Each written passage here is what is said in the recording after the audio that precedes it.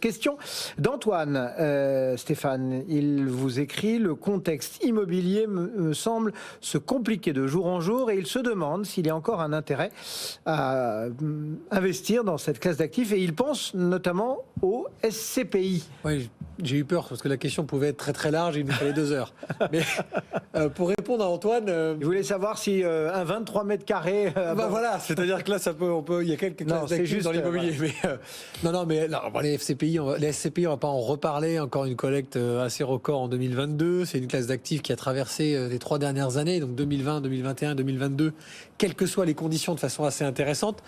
Alors globalement, les questions que se pose Antoine, on va partir du principe que c'est peut-être du fait qu'il y a eu en 2022, une chute profonde sur les marchés financiers. Donc c'est une classe d'actifs qui devient un peu peut-être protectrice parce qu'on n'a pas d'autre choix, puisque en bourse, on s'y retrouve pas.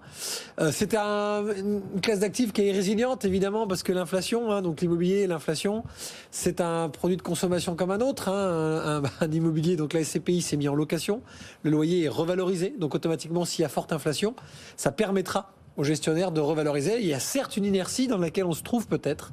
Donc attention Antoine, vous avez raison de vous poser la question parce que premier semestre 2023, ce sera peut-être la période où on n'a pas encore la possibilité sur l'immobilier, j'ai envie de dire, de répliquer cette force hausse de l'inflation qu'on a eue sur l'année 2022. Ça s'est pas encore vu, alors on se le dit tous, on se rassure, on va pouvoir le faire. Ça se négocie en ce moment, que ce soit sur le résidentiel ou sur les parcs professionnels.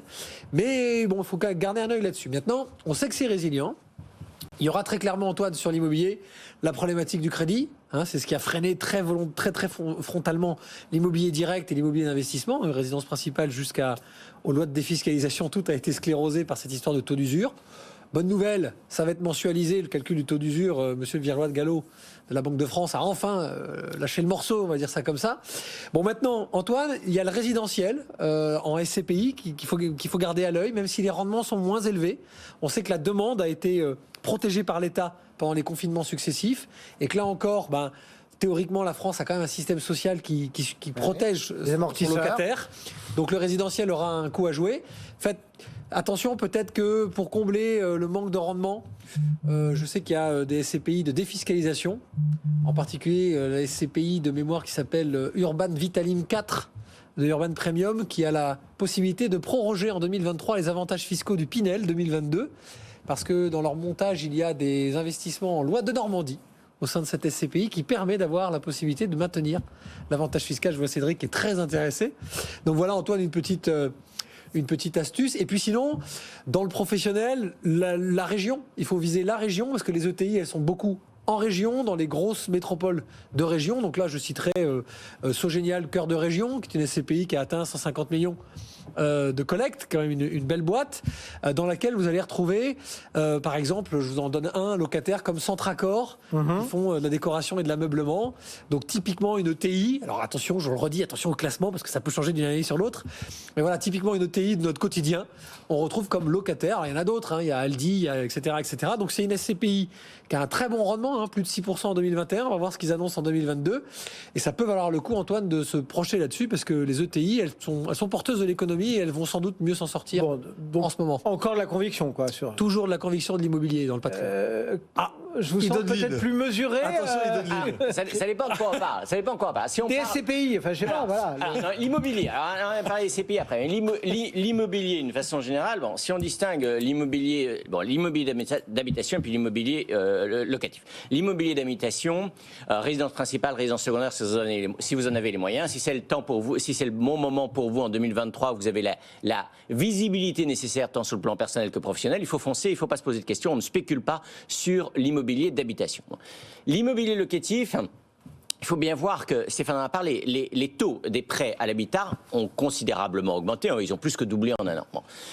Et que constate-t-on de façon empirique, c'est qu'une hausse de 1 point des taux des prêts à l'habitat entraîne, il y a une élasticité de 6 à 7, entraîne à 18-24 mois une baisse des prix de 6 à 7%, voire 8%. Donc prudence quand même sur les prix. Alors ça ne veut pas dire qu'il faut fuir l'immobilier locatif, ça veut dire qu'il faut quand même avoir raison gardée et avoir ce lien de corrélation entre les taux des prêts à l'habitat et les prix du sous-jacent. Il faut avoir cette idée en tête. Voilà. En ce qui concerne les CPI, mon cher Cédric, vous connaissez bien, oui, à la pierre papier. Alors, parce que la pierre papier, ça permet, je dirais, de diversifier. Et puis, l'avantage des SCPI, des placements en revenus, de vous occuper de rien, ça répond à une vraie problématique, à un vrai. Voilà. Mais maintenant, nous, on aime bien aussi aux revenus, hein, parce qu'on est spécialisé notamment dans l'investissement boursier, les foncières cotées. Les foncières cotées sont totalement matraquées sur le plan boursier. C'est intéressant de remarquer que depuis le début de l'année, elles ont déjà eu un beau rebond, plutôt même supérieur au CAC 40. Un rebond qui, d'après nous, devrait quand même se poursuivre, même s'il pourra y avoir des hauts et des bas. Il faut savoir que les plus beaux immeubles, les plus beaux centres commerciaux sont détenus par des foncières cotées. Donc, il ne faut pas hésiter à regarder cette classe d'actifs. Et puis, pour terminer, pensez aussi, réfléchissez bien en termes d'allocation d'actifs. Et c'est vrai que dès que vous êtes propriétaire de votre résidence principale, de votre résidence secondaire, plus d'un petit bien locatif déjà, il ne faut pas hésiter à diversifier en assurance vie, à diversifier dans d'autres supports que l'immobilier. Pour des raisons fiscales également. Et ne vous voilà Antoine, une réponse circonstanciée et diverse.